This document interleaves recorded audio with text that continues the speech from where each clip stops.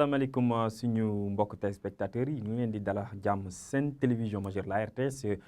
fas yéene comme bés bu nekk si waxtu bi jox leen seen xibaar météo xibaar bi nag tey dañ koy tàmmale ak xibaar géej gi suñu demee si biir géej gi nañ gis ni que am nañ xànk boobu mun na dem ba ëpp 2 mètres ak genn wàll xànk bi nag dina intéressé gox-goxaan yi tefesu Dakar bi wante suñu demee si biir géej gi diggante Kayar dem ba Ndar foofu xànk bi dina fa des suba nag si booru midi la géej gi di commencé di dal suñu demee suba tamit si wàllu jaww ji nañ gis ni que asamaan bi dina leer wante nañ am ay niir yi nga xamante ne jóge géej di wàlli si biir réew mi nañ am tamit ngelaw bi nga xamante ni ngelaw géej la moom dina continuer di ëpp gox-goxaan yi nekk si wetu tefes bi wàllum prévision bi tey su guddi dem suba si nañ gis ni que seddaay bi dina descendi bu baax a baax si gox-goxaan yi nekk si wetu tefes bi rawatina si diggante Mbour Dakar Thiès dem ba Ndar moom nag foofu la seddaay bi foofu lañ koy gën a nemmeeku foofu ñu ngi fay xaarandi fukki degré ak juróom-ñett mooy température bi nga xamante ni nañ ko ràññee diggante Mbour Dakar ba Thiès suñ demee ba Ziguinchor foofu nañ gis ni que seddaay bi dina fa des tuuti tamit ñu ngi fay xaarandi fukki degré ak juróom-ñeent wante suñu duggee si biir réew mi nañ gis ni que tàngaay guddi bi dina fa des tàngaay bi nag fu ñu koy gën a nemmeeku mooy si gox yi nekk si bët saalum réew mi ak si penku réew mi foofu nañ gis ni tamit que tàngaay bi foofu dina fa tàngaay guddi bi dina fa tar lool rawatina si gox yi nekk wetu Kédougou foofu ñu ngi fay xaarandi 20 degré ak juróom-ñaar suba si ngoon si nag nañ gis ni que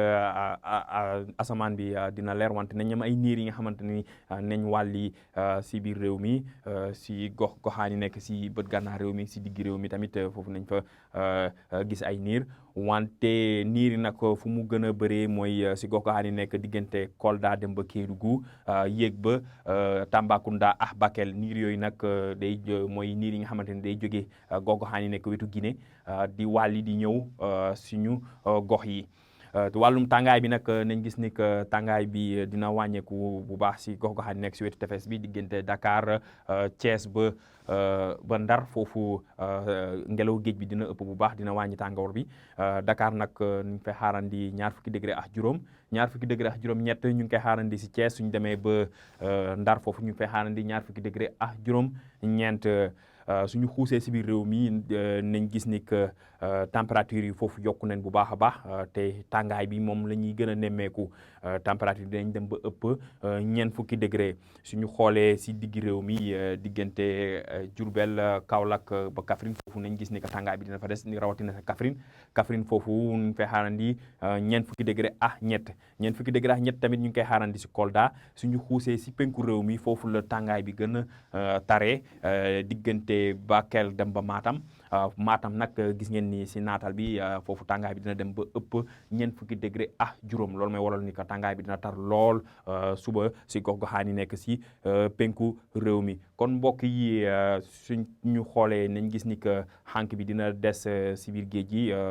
si gox-goxaan si tefesu Dakar bi wante suñ demee tamit diggante Kayar dem ba Ndar si biir géej gi foofu tamit xànk bi dina des géej bi nag ay booru midi suba si ay booru midi lay commencé di dal tàngaay bi tamit dina desandi bu baax a baax si biir réew mi rawatina si gox-goxaan yi nekk si penku réew mi foofu tàngaay bi dina fa tar lool